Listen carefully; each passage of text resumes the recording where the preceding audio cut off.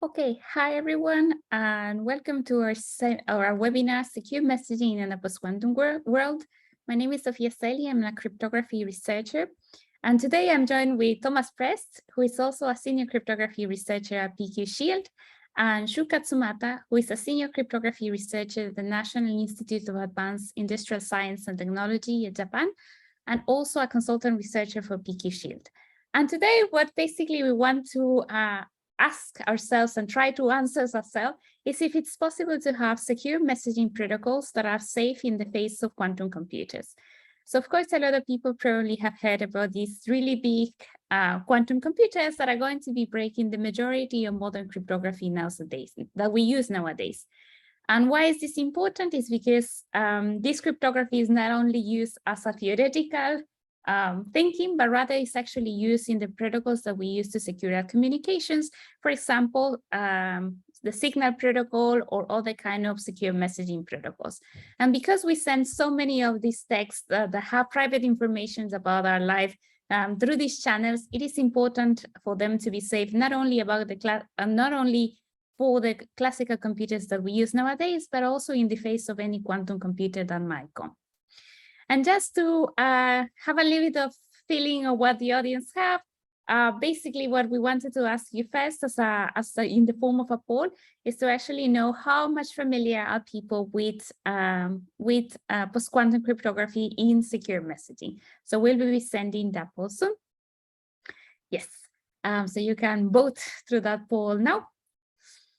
And we later will see. And thank you so much for actually feeling that. And yeah, so how this webinar will go, we will have a presentation by Thomas and Shu actually about the new approaches that PQShield has been having to actually achieve post-quantum security and secure messaging world. And after that, we will have some minutes to actually have questions from the audience and also some prepared questions that we have. So without further ado, I will give the floor to Shu and Thomas. I see that participants are very familiar, which is great. Thank you very much. Okay, so I'll give the floor to Shu and Thomas, who will start the presentation about secure messaging in the post-quantum era. So go for it.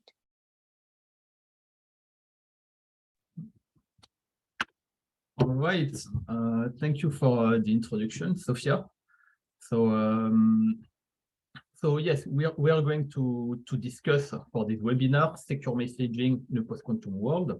And so there are plenty of protocols that we could have chosen to focus on, but for this talk, as Sofia explained, the idea was to focus on secure messaging.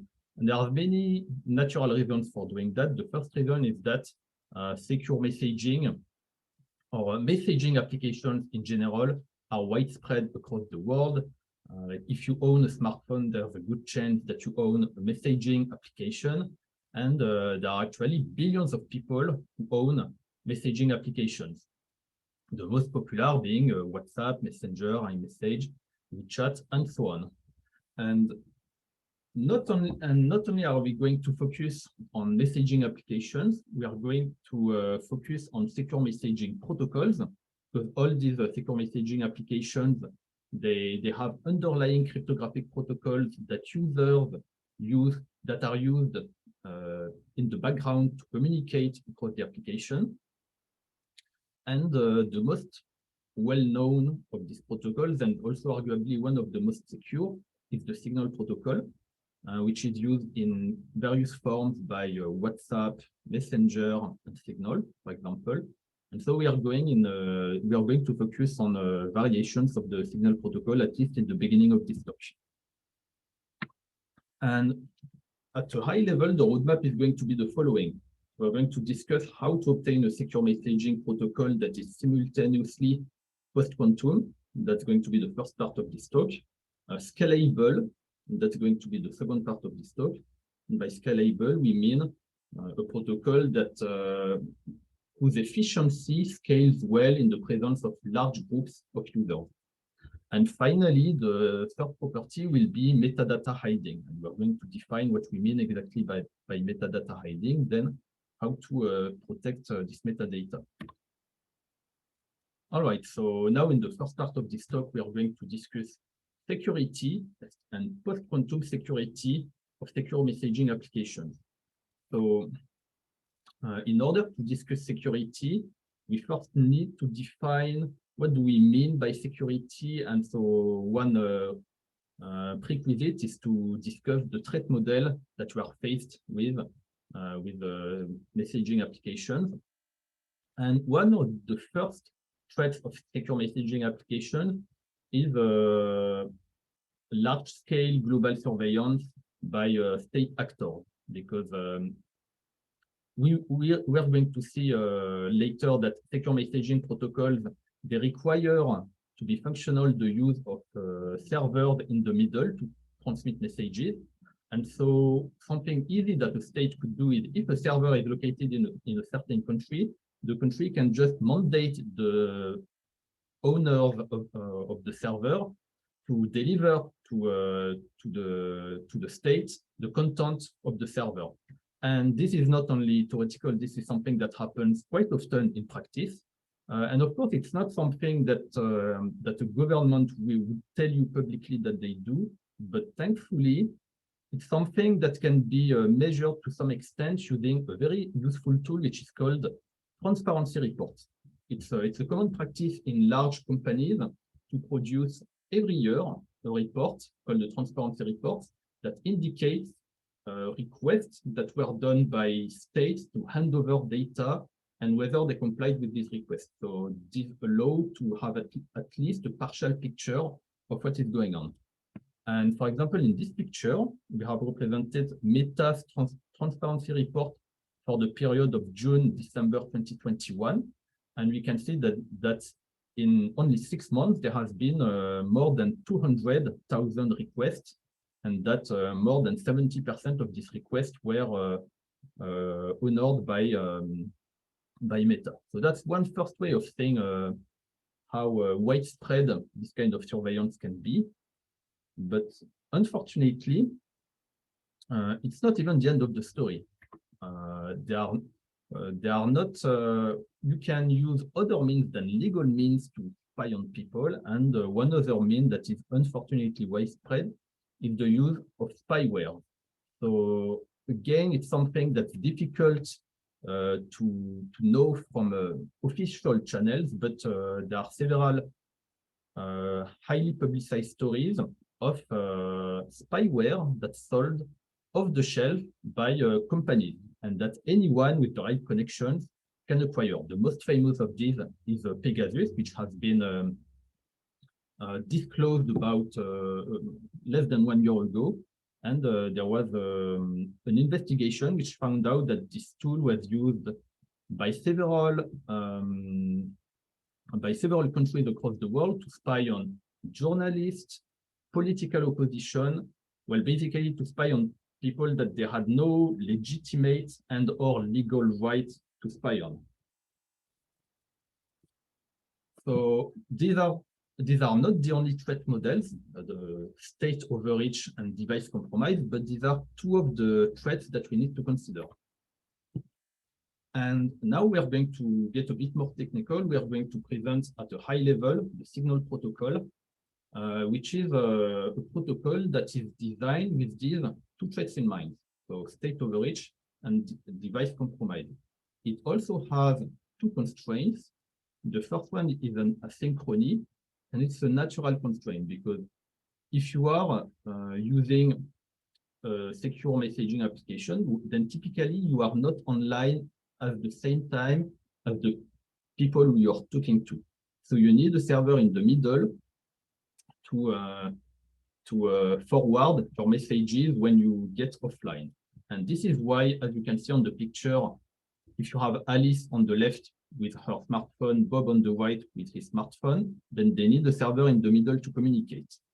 But because of the possibility of state overreach, you cannot trust this server. So you need to assume that content that you send to the server may choose to later send it to a law enforcement agency.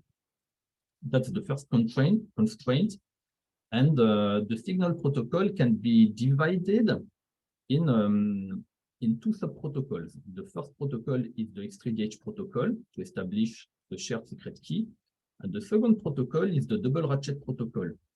And one of the goals of the double ratchet protocol is once you have established a shared secret key, which we represent as a green padlock, which is known only by Alice and only by Bob, its goal is to allow you, of course, to encrypt messages, but also to preserve and update this secret. And why do we need to preserve and update this secret?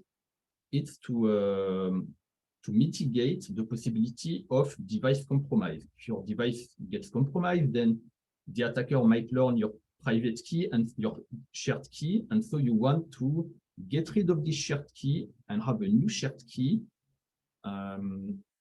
later during your session, because your session can potentially last for several years when you discuss with someone on a secure messaging application. The double ratchet is here to address the possibility of a device compromise and long sessions.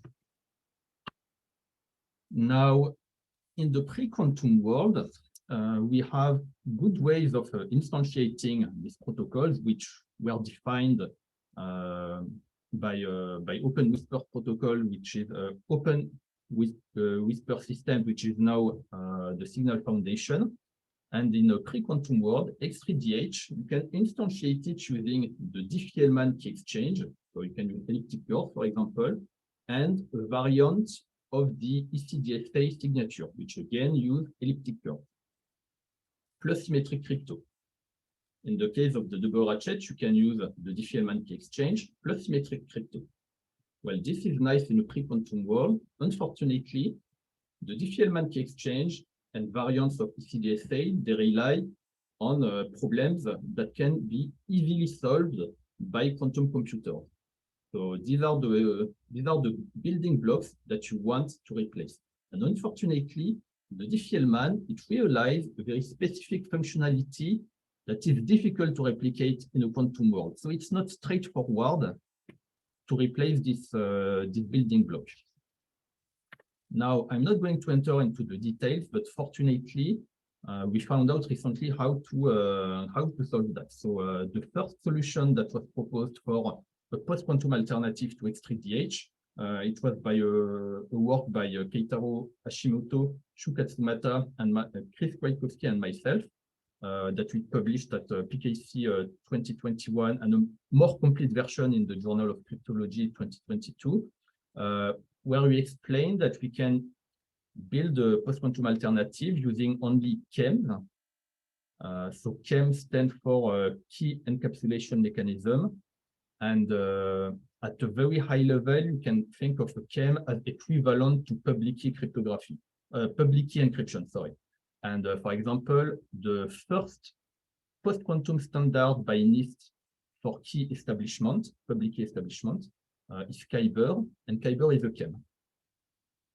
We also use signatures, or if we want to get deniability, ring signatures, and we also use symmetric cryptography. So all of these building blocks can be instantiated using post-quantum crypto, and so we can have a post-quantum X3DH. For the post-quantum double ratchet, the first solution was proposed by Alwen, Coretti, and Dodis in a paper at Eurocrypt 2019, and they showed that we can realize it using KEMS plus symmetric cryptography. Now, let us dig a bit into the post-quantum double ratchet. And the idea of the post-quantum, and the one part that we're going to focus on is the idea of updating your cryptographic material. Like if your shared group key, shared secret key gets compromised, if your device gets compromised, you want to get rid of all your cryptographic material and replace it by fresh material. So how is this going to be done? So each user has a KEM key pair, and only the encryption key is made public. And then if you want to upgrade your cryptographic material, if Alice thinks that she might be compromised and she wants to refresh her cryptographic material, she's going to generate a new KEM key pair, generate fresh randomness, and then she's going to encrypt that randomness and send it to Bob using his encryption key. And simultaneously, she's going to incorporate the fresh randomness into the shared secret key, and she's going to send her new public key and the ciphertext to Bob. And Bob is able to decrypt the randomness and incorporate it into the shared secret. And because only Alice and Bob know the fresh randomness, only they know the fresh shared secret key. And in this way, you have an updated secret that you can use in the future. And only Alice and Bob know it. All right, so that was it for the first part of this talk, which is explaining how to get a post-quantum signal. Now let us move to look at the larger picture, which is scalability when you have a group of several users. And this is important because if you have because you not only have one-to-one conversations, you can have conversations on messaging applications with dozens or even hundreds of users, and more than that, each user can have multiple devices. And how this is modeled most of the time is that each device counts as an individual user. And we are going to see how this can be a bit a constraint on the bandwidth efficiency of the protocol. So let us look at how signal scales to group using signal channels, which is what is used by Signal, pairwise channels, sorry. So on the left, I have represented the physical layer, which is what is happening in the real world. You have 5 devices and they communicate using a server in the middle. But on the right, this is what is happening at a more abstract level, which is what the view that each user has individually. And what is going on is that the leftmost user is actually having one conversation with every other user. So, and the second user is the same, the third user too, and so on. And so what is going on is that for every pair of users, you have a channel between the two. And this is how group conversations are emulated using a bunch of pairwise channels. And we can see that if we have a conversation with n parties, then we are going to have about n squared over 2 channels. So this can grow quickly. And now let us discuss the bandwidth cost. If you send one update package in a group of 256 users and using the recent standards Kyber and Dilithium is one of the 3 standards for signatures, then it's going to cost 1.2 megabytes for the sender. Now, if you look at the cost of sending one picture of, say, 100 kilobytes, where you're going to need, the sender is going to send this picture to every single user in parallel. And so if you have 256 users, then you multiply 100 by 255, and you obtain 25.5 megabytes for the sender. All right. Now, why is bandwidth important? It's important because there's a huge discrepancy in the world about the bandwidth cost of mobile, the concrete cost of mobile data. In this picture, I have represented the median cost of 1 gigabyte of data, and we can see that in most countries in the world, it's more than $1, and there are also lots of countries in the world where it can be more than $5. And it's not only a question of cost, it's also a question of user experience, because in many countries with limited mobile infrastructure, when you reach a certain threshold of spent data, then, for example, your mobile data plan can be blocked, can be completely blocked. So this can have huge impact on your user experience. And so this is something that it's really desirable to keep it as low as possible. So this is what we set out to do in one of our recent works. It's to propose a protocol that is scalable in the number of users and that spends the least amount of mobile data. And we leverage a few ideas to do that. The first idea is to have one single channel instead of a bunch of pairwise channels. So So this is represented on the right of this picture. So instead of having one channel for each pair of users, we have one single channel and one single shared secret that is shared by the whole group. And this was originally not our idea. It was in a paper by Bhargavan, Burbush, and Naldurg in 2019, I believe. And the second idea, okay, and the first idea is going to limit the cost of sending regular messages. The second idea, its goal is to reduce the cost of sending update messages, which allow you to refresh your shared key. And what we realize is that you can, instead of sending n signatures and n encryption keys and ciphertext, you can send only one single signature, one single encryption key. You still need to send n ciphertext, and then for the sender, it's going to be much cheaper. Now you could say, okay, you still need to send n ciphertext. Well, this is true, but we are going to see that there is a simple way to mitigate that. And this was done in another of our recent papers, where we realized that for existing post-quantum schemes, you can compress ciphertext when you encrypt the same message to n parties. For example, in this graph, we considered the size of the Skyburst ciphertext, which is about 768 bytes. And the nice thing is that each time you encrypt the same message to an additional user, you're not going to have to pay the full price of the ciphertext. You're only going to need to send 128 bytes, or even less if you tweak the protocol.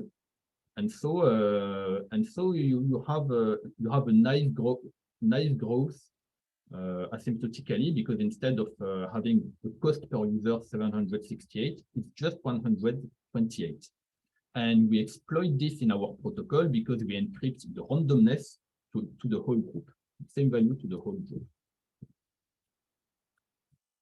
Now, for a small summary, in this slide, we present the bandwidth cost in a group of n members of some prominent protocols, notably the signal pairwise channel protocol and the TRIChem protocol, which is used by the draft IETF standard MLS. And we can see that for the cost of sending an encrypted message, for pairwise channel, for the sender, it's going to cost big O of n. N is the number of members. And in the case of TRIChem, and in our case, it's going to be a constant cost. And if you look at the total cost of sending an update package to refresh the shared group key, we can see that in the case of TRIChem, it's going to cost big O of n log n. And in our case, and in the case of pairwise channel, it's going to cost big O of n. So we can see that as far as we are aware of, our protocol is the only one who can achieve an optimal size for the message and for encrypted message and for sending update packages. All right, so now that we have covered scalable group messaging, we could think that protecting the contents of a conversation is the end of the story. But unfortunately, it's not, and we also need to protect metadata. So what do we mean by metadata? Metadata, informally, it regroups information not about the content of a conversation, but information such as who is participating to a conversation, who is talking to who, when was the last time that they spoke together, all this sort of information.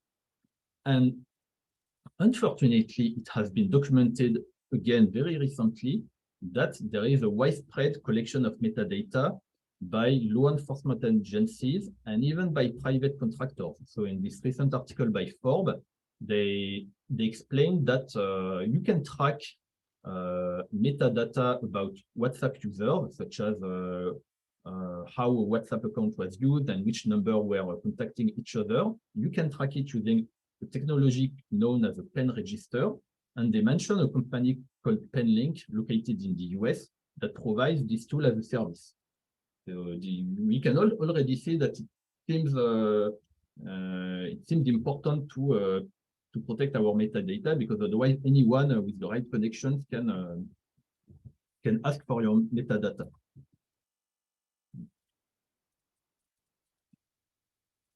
Now, if you want to go into more details, there's a really nice article by Rolling Stone where they managed to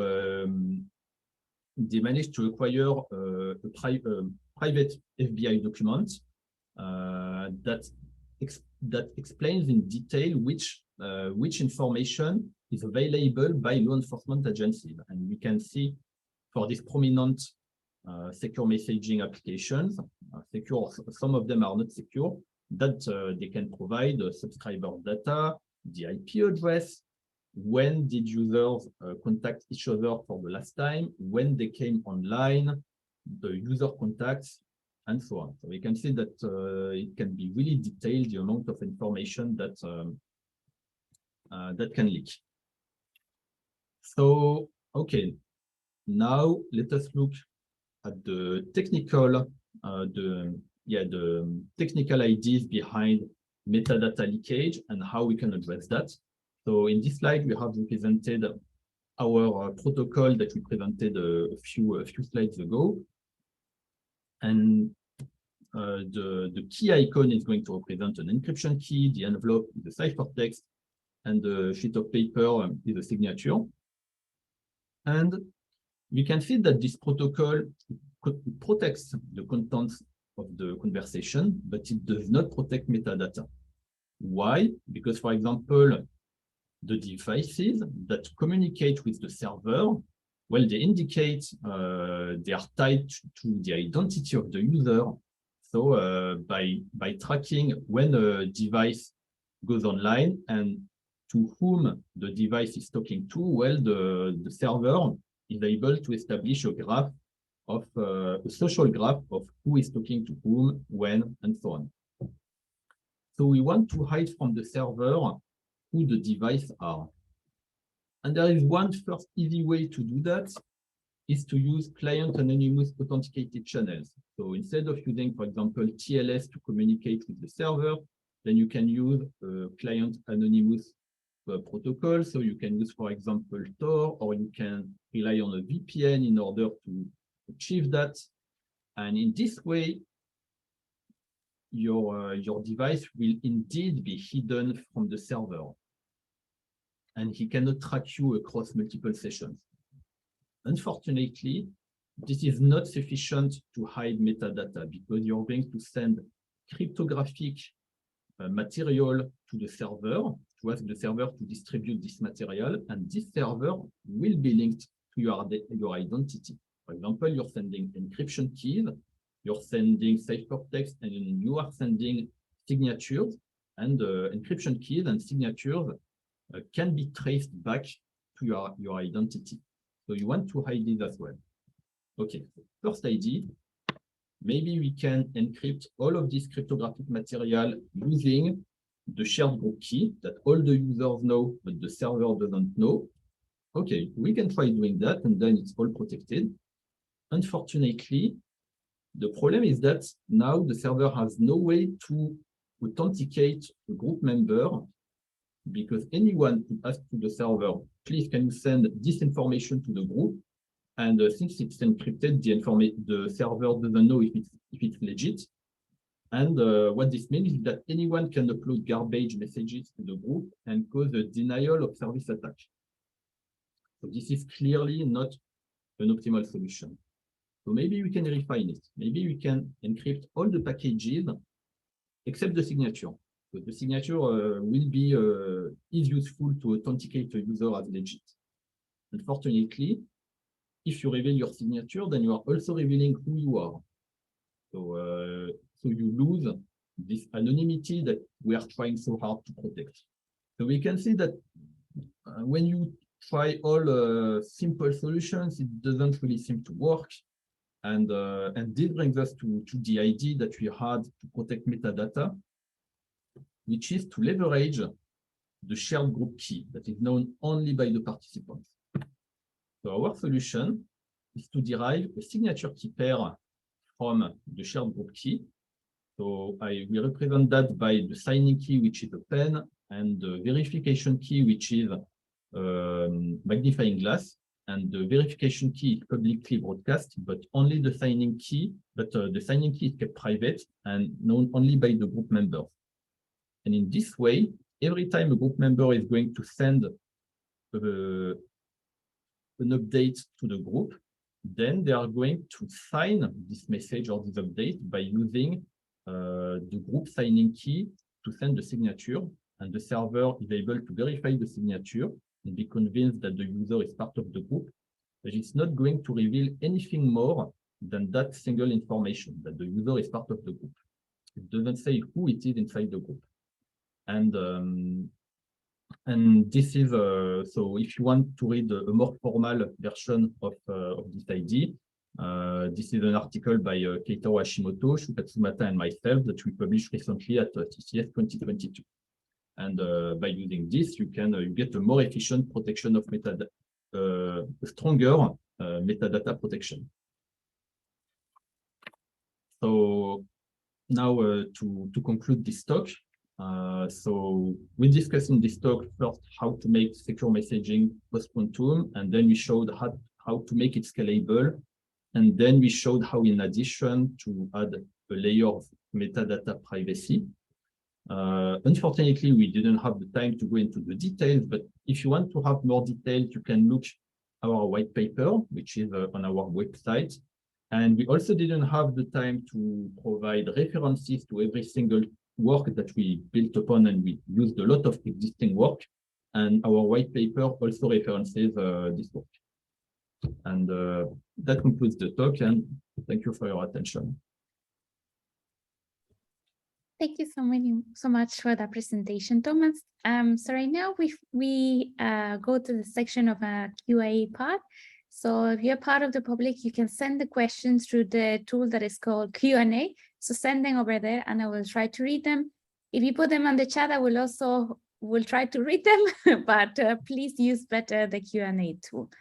So I do have some questions, actually. So one of the things that I was thinking when you were presenting on top of my head is, what will you say is the most, or what are like the biggest challenges of actually creating a secure messaging scheme that is secure against any kind of quantum computer attacks? So do you want to answer, or should I proceed? Yeah, sure. I think in general, Diffie-Hellman key exchange is just too awesome in the classical world. And we don't have a great analogy in that in the quantum area. And even though we do have like something like chem that kind of imitate the behavior of Diffie-Hellman key exchange, it is still like different in some of these interactive steps and everything. So tweaking everything and making it work in the quantum setting is always a challenge. And I also think and typically compared to classical schemes, everything becomes a bit more inefficient in the post-quantum setting due to these bigger public keys and everything. So making everything compact and also, efficient, scalable in the quantum regime is usually difficult. But as we kind of show using multi-recipient PKEs and everything, we can kind of alleviate these kind of inefficiency issues. Yes, that's great. Thank you for that. I have a question from the public, actually. Leon Molshavnovsky says, based on one of your slides in the end, it looks like Telegram is the most secure protocol. Would you agree? Yeah, it's kind of amazing, because it depends who you ask the question to. If you ask the question to the academic community, the general consensus is that the most secure protocols are variations of signal, and this is based on like metrics that we use to assess the security of schemes. But we have to recognize that for the general public, there is a perception that Telegram is more secure. And this is, and for example, Telegram, they have this amazing feature where when you have a group conversation with someone, with a bunch of people, And for example, one of these people gets compromised because you know that, I don't know, that they got arrested and you want to, they got arrested during a demonstration and you know that you want to erase all trace of interaction with that person, then you can choose to delete all information from this pertaining to the group from this user device, which is an amazing, which is simple to do, but which is something that Telegram do and not everyone does. Not all protocols do, not all applications do. And for this slide in particular, it is also true that Telegram and to a lesser extent Signal are among the most, the least compliant services when they receive queries from law enforcement agencies. Can I add something to that too? So that's a perfect explanation on the protocol level. And I think on this slide, something to note is that this is where the adversary or the one that wants the information is the feds or the state actors. So in essence, if the server always says that I don't want to share anything to the feds, then it will always be secure if you believe that the server is not doing anything malicious. But in this scenario, if Telegram's server is acting malicious, then in some of their settings, they don't have end-to-end encryption even performed. So in that case, all the user's information will be leaked to the Telegram server. But Signal always has end-to-end encryption by default. So in that sense, Signal is secure from when you assume that the server could act maliciously and is doing something weird in the backend, then I think Signal will be the more secure one. Yes, great answer also. On the chat, I also see a question from Doug Nguyen. Can you elaborate how re-encrypting messages for additional users using Kyber 512 is only 128 bytes overhead?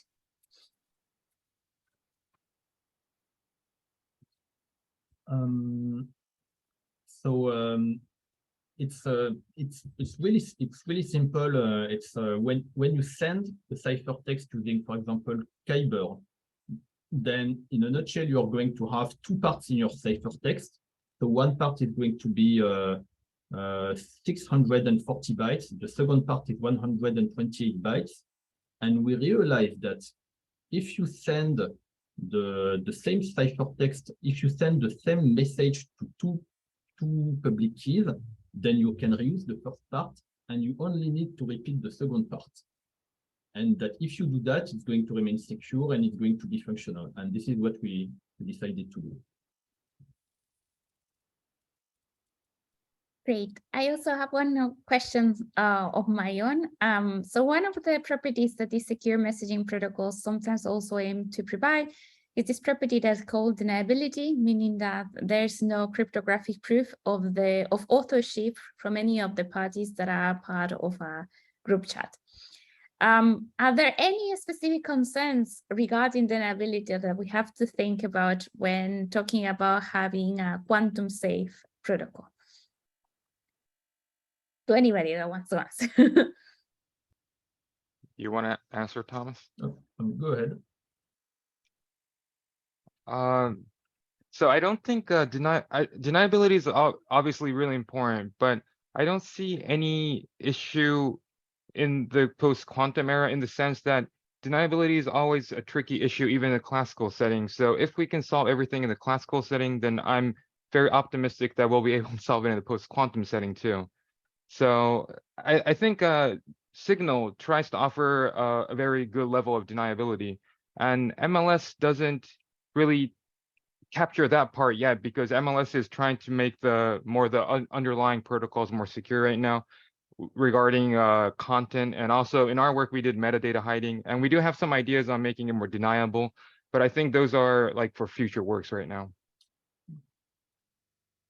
And to add more context to Shu's answer, in these two works, so the post-quantum X3GH work and the post-quantum double ratchet works, both works show that you can realize the same level of deniability in a post-quantum world than what is currently achieved by the existing specifications of signal. So in this sense, what we know to obtain classically, we can also obtain it in a post-quantum world. Okay, that's very, very interesting. Okay, Leon Molchanovsky also said on the chat, you did not say much about the source of randomness, which RNGs are used in these applications, and how we configure / choose the RNG. Wait, I'm sorry, can you repeat? You did not say much about the source of randomness, which RNGs are used in these applications, and how we configure said RNGs. Well, you can rely on very standard random number generators. You can rely on random number generators based on AES, based on SHA, and something that we know how to do very efficiently.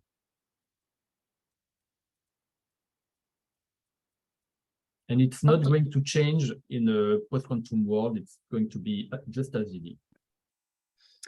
Yes, thank you. You can still put your answers in the Q&A if wanted. I have a last question that is more about some conversations that have been having at some regional policy levels in regards that right now there's a lot of talks around certain regional regions of the world about achieving interoperability in the secure messaging sphere, meaning, for example, that if you use one application that provides secure messaging, such as WhatsApp, you should be able to send those messages also to another secure messaging application like Signal.